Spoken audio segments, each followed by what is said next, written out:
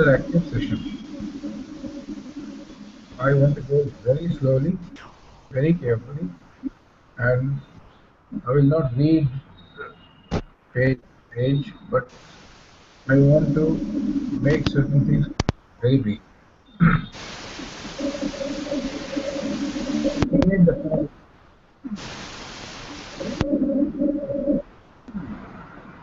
It is from your side that the sound is coming. Now, or not?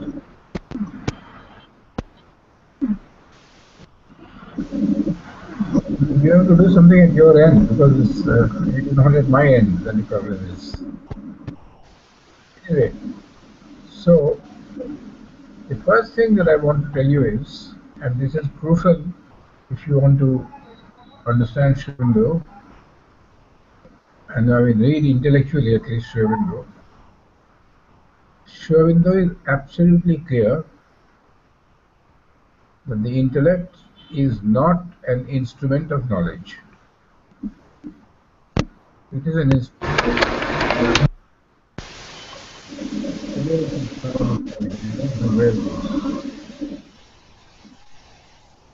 So, I want you to get this very clearly, right? The only place or the only area where the intellect is entirely successful almost is when it is dealing with matter. Because there the laws are absolutely fixed. And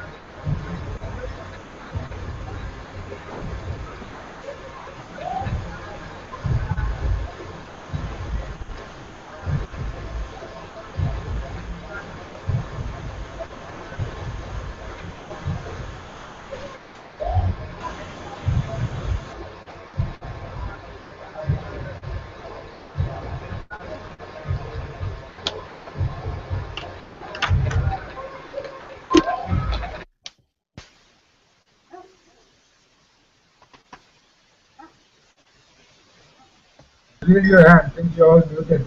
Varsha, can you hear me?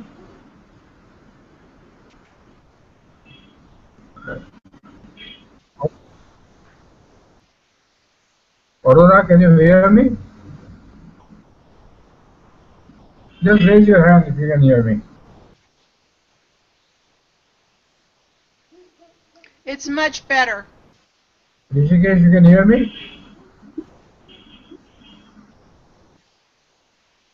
Okay, so now we'll start. See, now the first thing that I want you to get very clearly is that when you reach a window, you will see that he is all the time taking opposite ideas and harmonizing them. But if you start using logic, as many people are doing all the time, if I write something, say in favor of Obama, you will give me an article which says that Obama is criticizing him. If I write something in favor of Hinduism, you will show me something which shows criticism of Hinduism. Now the fact is that both of them are right, right? So you can go on talking all your life, right? And nothing, it doesn't arrive at anything. So you see, when you are dealing with life, and especially with decision making, you must realize that you are not in a position to say this is right or that is right. This is a viewpoint, that is a viewpoint. You can present your viewpoint, and all political decisions whether it is naming the Aurangzeb road, or whether it is the reservations, or whether it is this, or whether it is that, right? Well, they are points of view. What we have to do is try to understand these different points of view, reconcile them, and that is the essence of Shiva Hindu. Now, if you start taking positions, well, I don't think that you have any chance of understanding Shiva Hindu. And this is exactly what the mother said.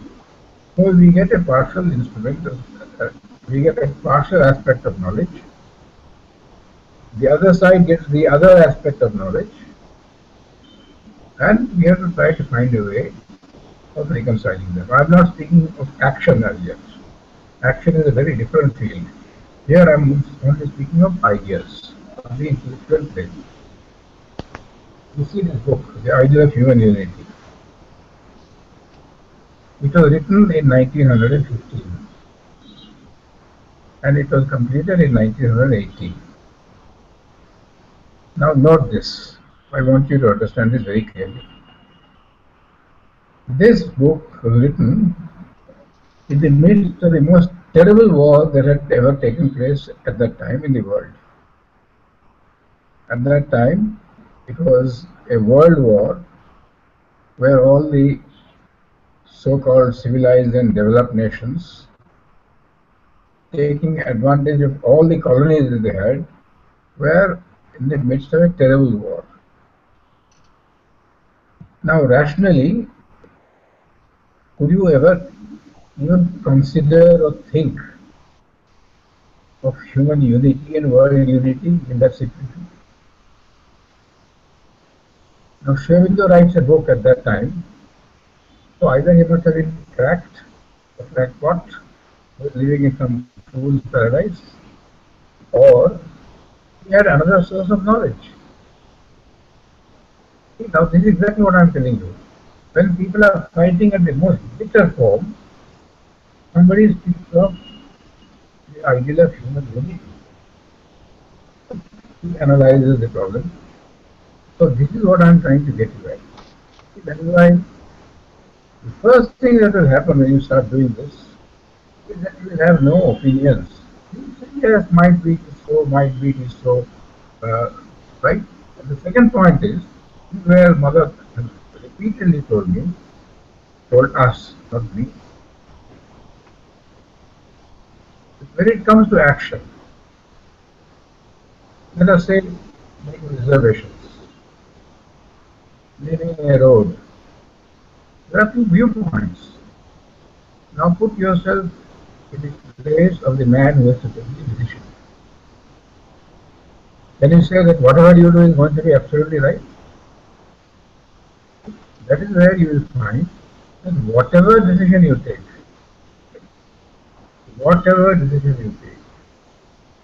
there are viewpoints. And I can write it down that whatever decision you take, even in a small scale, like a family or in society, you will find that you feel some people will dispute from the place.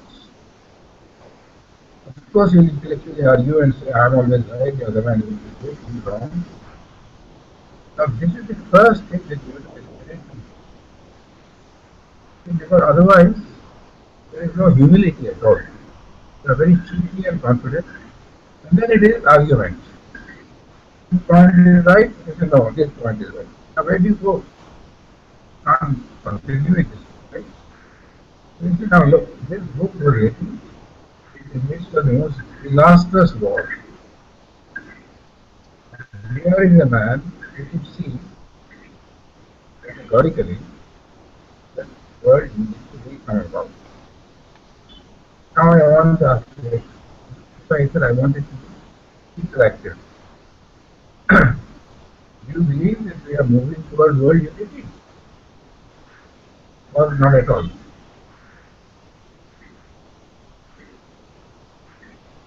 Give me an answer, because this is what I want to know from you. Are we moving towards world unity, or is it illusion living in a fool's paradise? I I think wanted, of, huh? think of Fool's Paradise. I think they play at World Unity, but it's just a facade. See, now look, when this book was written in 1915, right, he speaks of that the inevitability of world unity. We will see a little later. He also shows in one of the later chapters that this war will be succeeded by another more disastrous war, and again by the same countries, the so-called developed countries.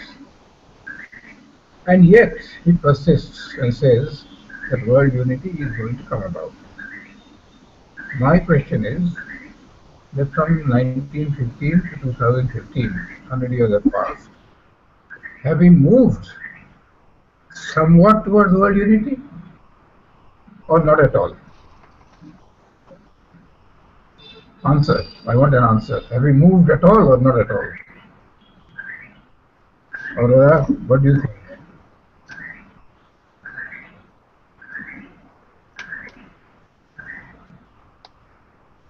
Aurora, Right.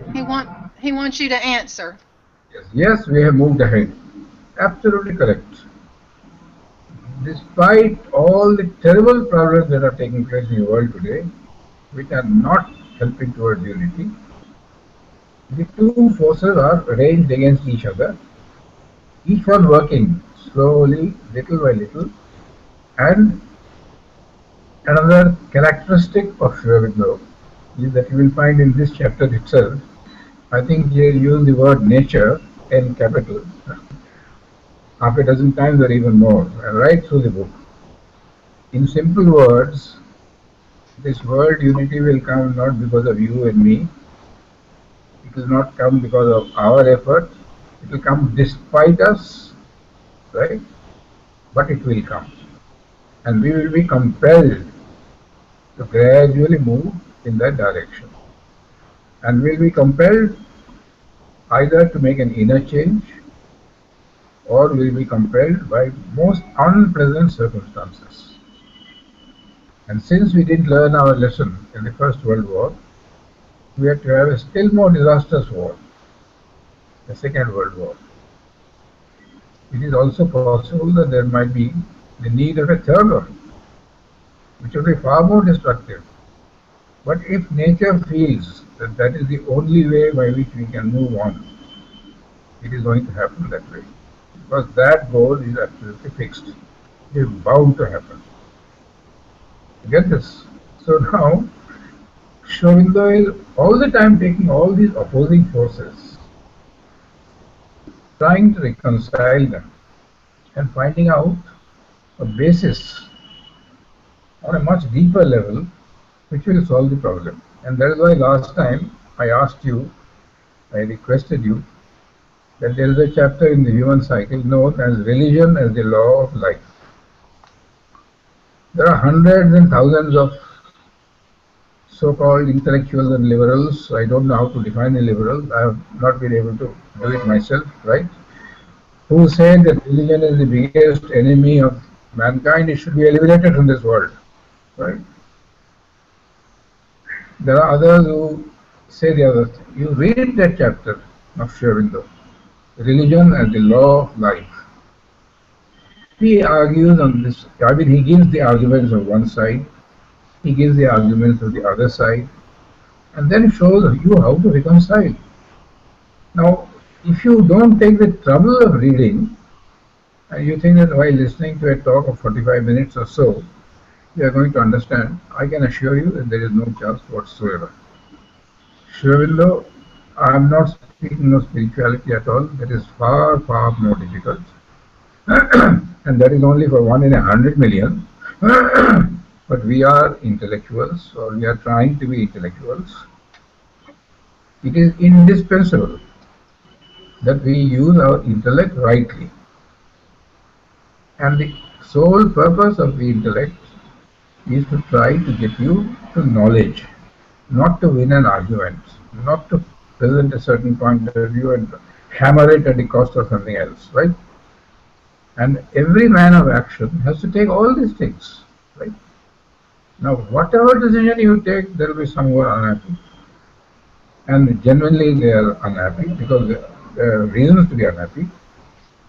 But at the same time, you have to also see that there is another point of view. But those who are playing politics, those who have likes and dislikes, those who have preferences, right, do not pretend to be an intellectual. That is all hypocrisy. If you are an intellectual, you are absolutely objective. You are only seeking for the truth. See, this is very, very crucial to understand. So you see now in this book, the very first chapter is titled "The Turn Towards Unity, Its Necessity and Dangers." See, now they are again contrary. Now I'll ask you again a question. Do you feel that it is necessary for the world to get united, for mankind to come together? Yes or no? Just say yes or no, that's all. Yes. Indispensable? Yes. Right. What are the dangers? Are there not serious dangers? Because he has mentioned right at the very beginning. So it's necessity and dangers. What is the danger of bringing about world unity? Is world unity a dangerous phenomenon, or is there something else to which he is referring to? You see, all contraries. I'm trying to lead you to those. Well, the dangers are this, that how do we bring about this world unity? In fact, how do you bring about any unity anywhere, even in the nation? In all ways, the methods that have been used, history will show you there is not even one exception. The methods that have been used are either political or economic or military, or all three combined together.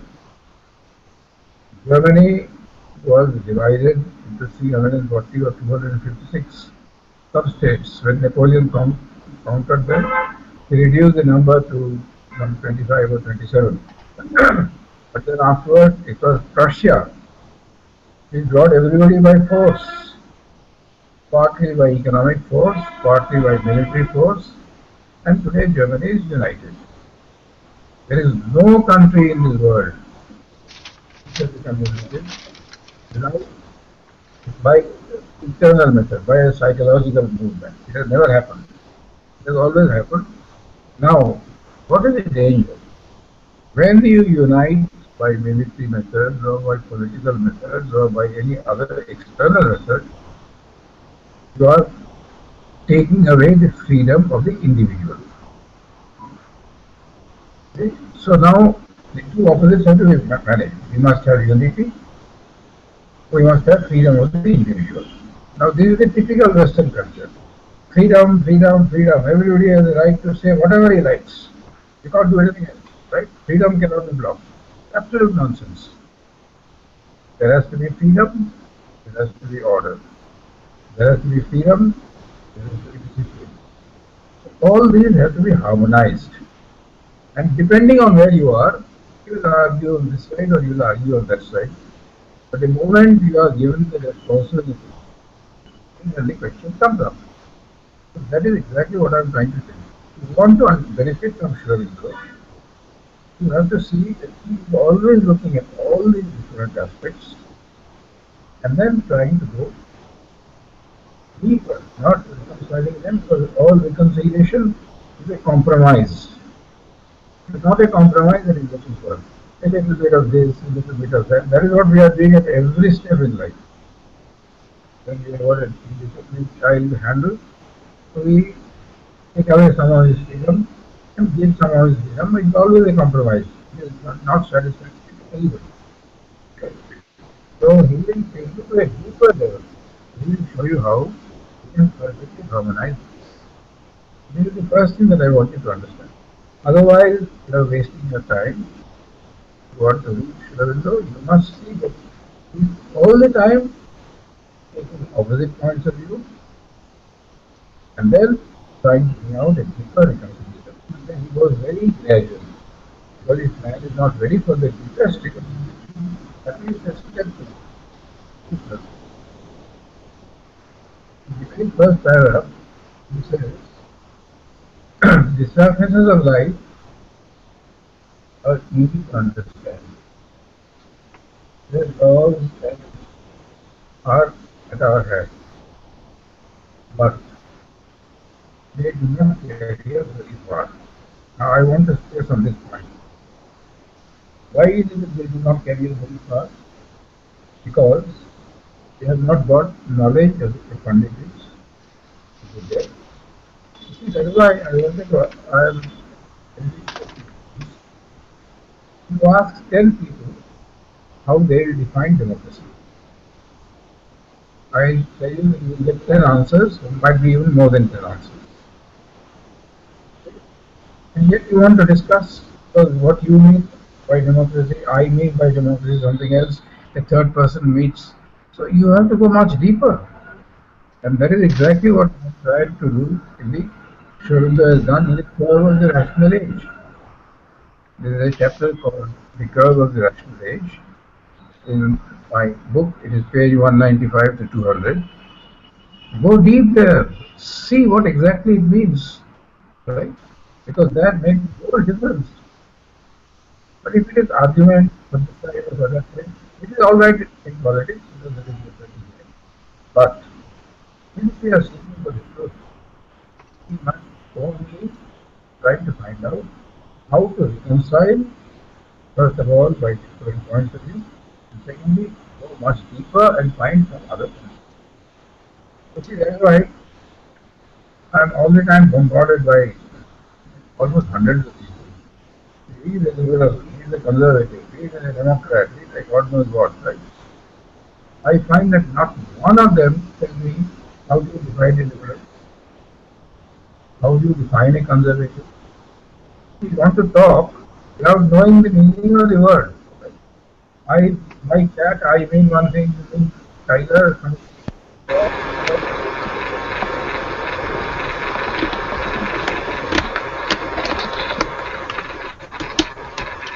The sound's breaking up again. No, now it is stopped. The most important thing that will happen is, can you hear me now? Yeah.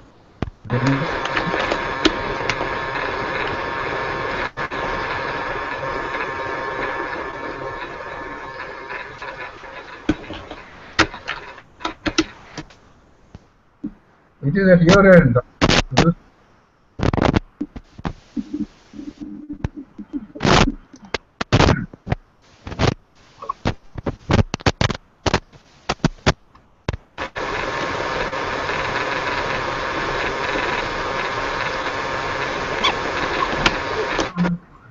I don't know why. Somewhere, some connection on your side. Now it is all right? It's better. Yes. So now, this is what I want you to get. You have to get this into your system, right? And that will give you two very important things. First of all, you will not have opinion. You will say, my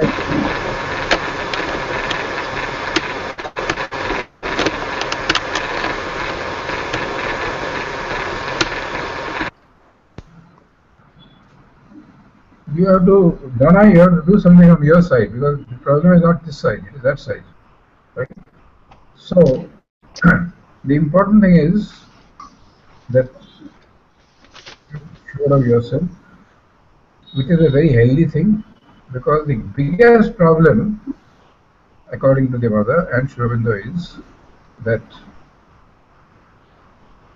mental arrogance. I know, I am right, I am cleverer than you, I can argue, I can put you down. That is absolute nonsense. You have to learn to see both sides of the truth. Secondly, there will be a lot of humility. Without humility, you can't take even one step forward. And you will see that I have been told this by the mother herself, that if you want to develop your intellect, all that you need to do is to read Sure in depth. You don't need to read anybody else.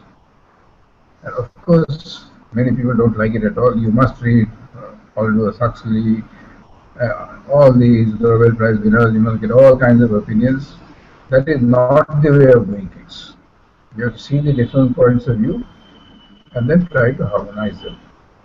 So the first thing is that we have to find out a deeper meaning of everything.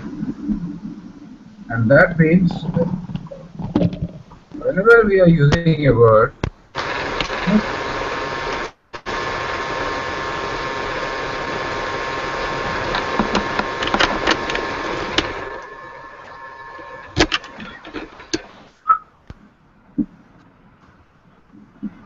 now it's better again. So this is the first thing that you have to do, right? So we turn towards unity. So the first thing is to go a little deeper into life. The next very important idea is that individual life, we know ourselves a little better, but in collective life, our notions are absolutely shallow, hollow, superficial. See, that's why he says nothing is more obscure to humanity than the understanding of the collective life of man, right? And yet we have got opinions about everything. See, that is why I'm all the time repeatedly saying that let us look at everything in different angles and then let us try to find out the deeper meaning. And there you will find that Shravango is extremely helpful.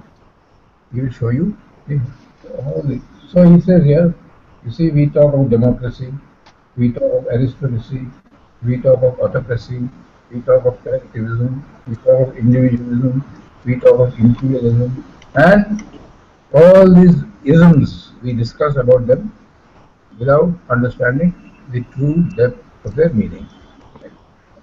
Second thing is, I want you to understand that you see, you say that this man is a liberal, that man is a Democrat, that man is this. You cannot put Shravinda into any one of these brackets.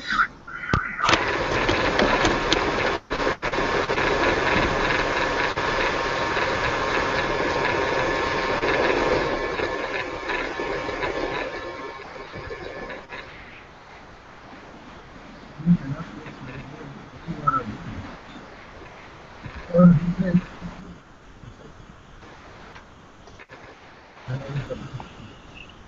there is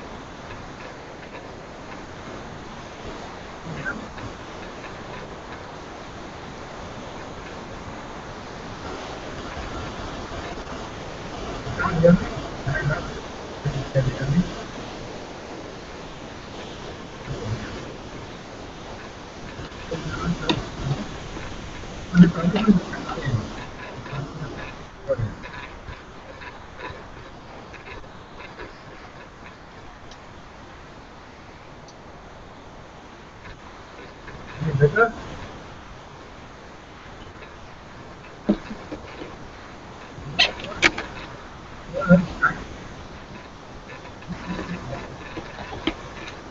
Um,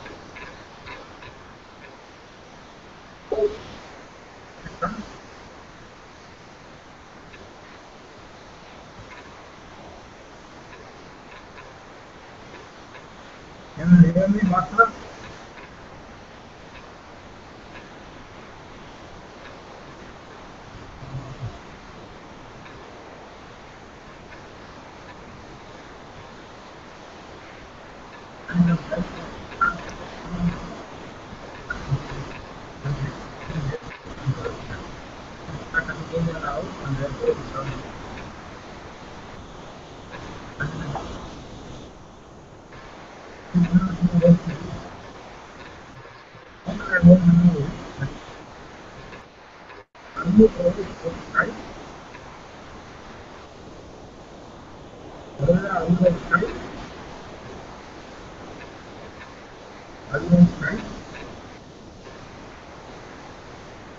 Can hear me very clearly.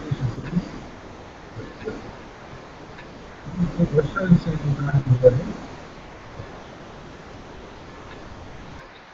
I cannot hear anything at all. Shivaka, I can hear you clearly.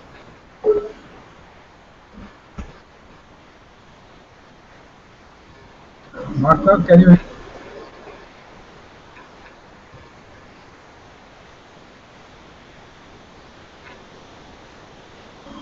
So that's why I'm suggesting that you can do it on Skype. It is very simple. All they have to do is download Skype.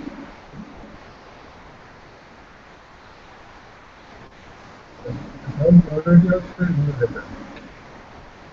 So can we try that now? What do you do over Skype?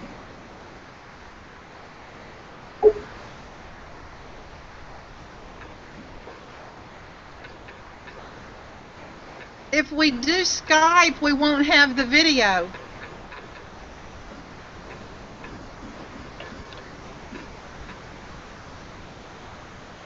On Skype?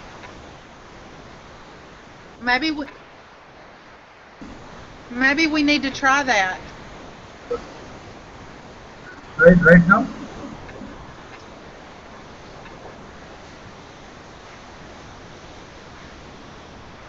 I need to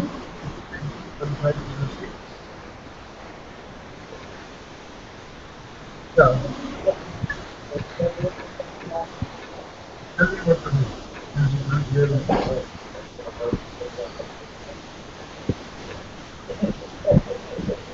Can you hear me?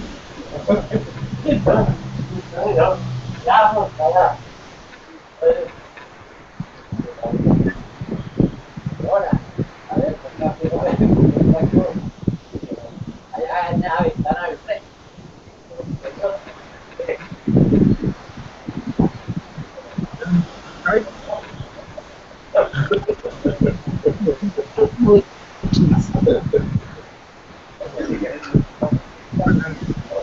Bueno, sanitario es así, para que nos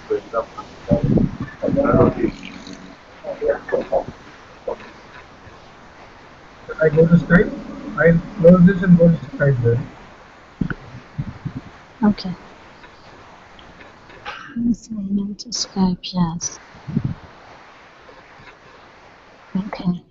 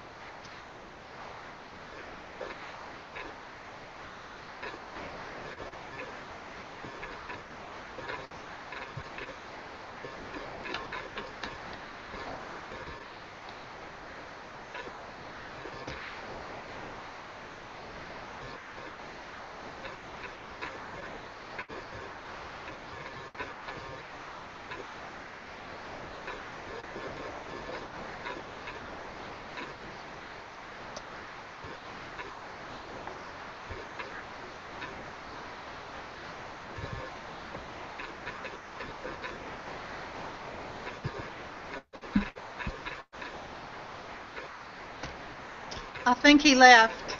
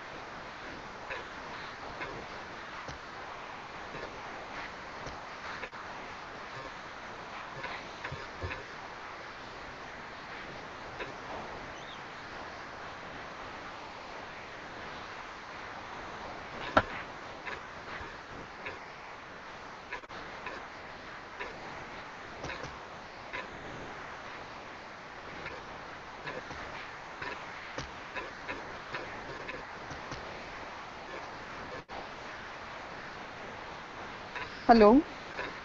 Hello. Banuji, he wants us to come on Skype, and his Skype ID is Kittu Reddy 1506. I think Martha has already joined. I don't have my password. Oh, for the Skype, is it? Yeah, Kittu Reddy at what? Kittu Reddy 1506. Y'all go on and sign on to Skype. I'm gonna try to do the Okay, same. sure. Okay, yeah, sure. Okay. Should we close down Yeah, the we will Hangout? close this. Yeah, yes. Okay. Okay. Thank you. Thank you, Shivaka. Thank you.